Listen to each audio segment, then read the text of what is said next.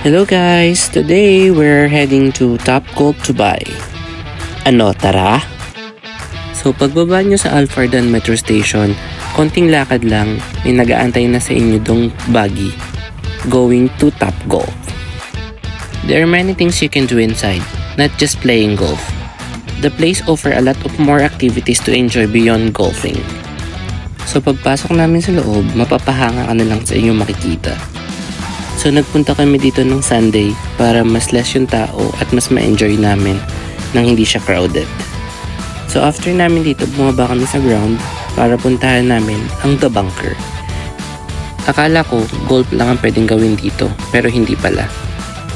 May mga arcade games din na pwede kang maglaro, claw machine at iba pang mga fun machine na you can collect some tickets to change it to prize.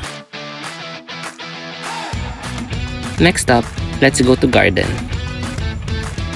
Pagpasok mo, makakakita ka ng iba't ibang mini games tulad ng mini golf course, table tennis, at marami pang iba. Habang naghihintay ng iyong golf game booking, pwede ka ring umorder ng pagkain at inumin para ma-relax ka. Sinubukan ko ang ilang mga mini games para mas ma-enjoy at talagang napakasaya at sulit ang experience. Ano, tara? So nagsimula ako maglaro sa mini golf course bilang paghahanda para sa main game mamaya. Ano, tara? Bale may 8 mini golf course sila dito. At ang nakakatuwa, umiilaw pa ang bola nila rito. At ito naman ay isa pa sa kanilang mini game.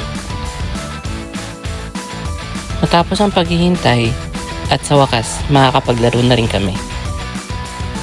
Kahit linggo, marami pa rin tao, kaya ramdam mo talaga ang lively atmosphere. Umorder kami ng beef pepperoni pizza, Asian chicken noodles, fries, and drinks. Nagsimula na kami maglaro. At sa umpisa ay sobrang nakakatawa dahil sa bawat palo namin sa golf ball ay hindi namin ito natatamaan. Unti-unti, gumaganda na rin ang bawat pagpalo. Makikita mo sa screen ang mga score pagkatapos mong pumalo. Sobrang saya talagang maglaro dito. Kaya sigurado, pabalik pa ako ulit at paulit-ulit ako maglalaro. Next up, the yard.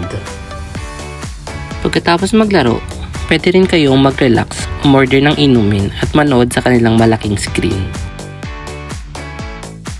Meron din silang boutique store kung saan pwedeng bumili ng mga damit at iba pang golf item. Next up, the VIP. Ano, tara?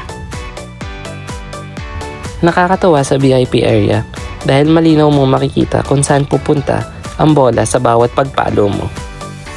Next up, Toad in the Hole. Like the yard, pwede ka ring mag-relax, bumili ng drinks and food dito. And that's all for now. There's a saying, if you cannot be you, cannot be them, cannot be me, it's can it be. See you in my next vlog.